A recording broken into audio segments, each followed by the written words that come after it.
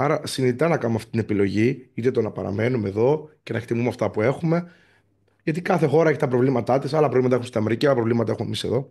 Παρόλο που έχει δυσκολίες η Ελλάδα, που πλέον όμως βλέπουμε ότι γίνονται βήματα, έχει και πάρα πολλά θετικά. Άρα ο τρόπος ζωής, οι άνθρωποι, η ζεστασιά, η φιλοξενία, η εργατικότητα που έχουμε, γιατί είμαστε ένας εργατικός λαός, παρόλο που δεν φημιζόμαστε γι' Δεν αυτό. φημιζόμαστε.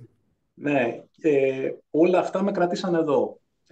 Άρα εγώ νιώθω τυχερός, γιατί όπως είπα, έχω ζήσει και τις δύο χώρες. Συνειδητά πλέον επιλέγω Ελλάδα, Δαγκωτό, και ελπίζω να είμαι κομμάτι, ξέρεις, των ανθρώπων που θα κάνουν τον τόπο λίγο καλύτερο. Και για τη νέα Άρα, πάρα γενιά, πολύ τα σημαντικό να κλιματικά. βλέπουμε λοιπόν εμεί, σαν χαρακτήρε, όταν επιλέγουμε και μια χώρα, οι Έλληνε που θέλουν να μετακινήσουν στο εξωτερικό, να εναρμονιζόμαστε με τη χώρα και να φανταζόμαστε ότι θα μπορούσαμε να δουλέψουμε εκεί. Πλέον υπάρχουν άπειρα βίντεο για το πώ είναι να ζει, πώ είναι να δουλεύει σε μια χώρα, στο YouTube και στο ελληνικό YouTube.